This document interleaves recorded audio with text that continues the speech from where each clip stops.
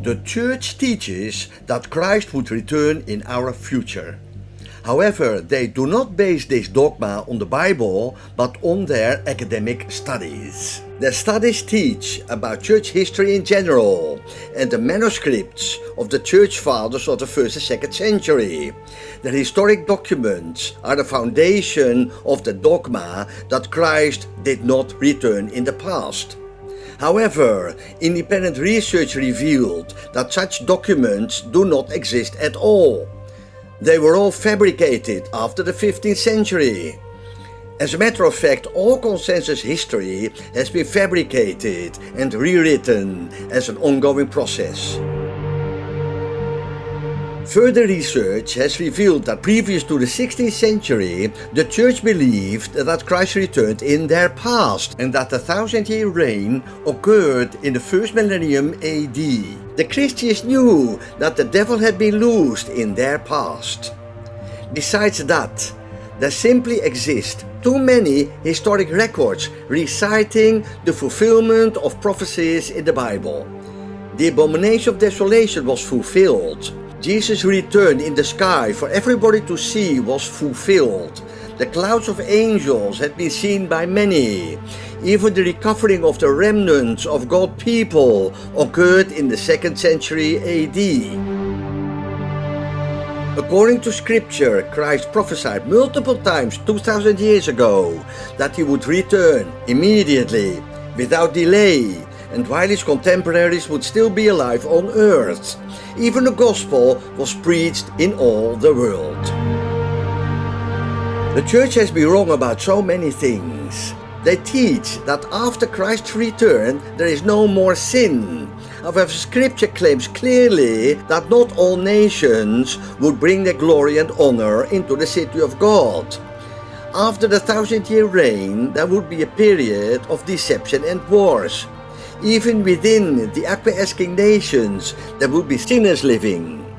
There would be nations of sorcerers, whoremongers, murderers, idolaters, and makers and lovers of the lie. The nations who would reject the reign of Christ would live in outer darkness and be smitten with plagues and drought. And this is exactly the world in which we live today. The loosing of the devil with his accomplices started off a sequence of events in the demonic Renaissance. The world was conquered and the old civilizations were destroyed, resulting in worldwide slave trade. The great city fires destroyed all old documents. Secret societies took over the governments. Humanism thronged Christianity. The monasteries were dissolved. Apostolic documents were destroyed and replaced by fabrications. Futurism and dispensationalism rose. America was liberated by the devil. The world was reset. Adults were disposed of in lunatic asylums. Their newborns were seized and brought up in incubator centers for display and to be sold for pennies. The children were displaced in orphan trains, re-educated and sold as slaves to work on farms and in factories. History, heliocentrism, encyclopedia, chronicles were written by the humanists, erasing all theistic and apostolic events.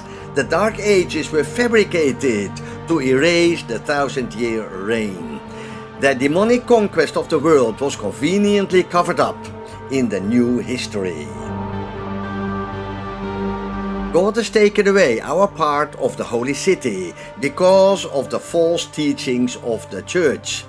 The only way that the nations will experience the reign of God walking in His light is by keeping His commandments. Unfortunately, both the Church and the governments do not qualify and are therefore living in outer darkness, without the light of God outside the gates. When the Church and the nations stop lying and bring their glory and honor into the city of God will reappear, the earth will be restored, and we will walk again in the light of God.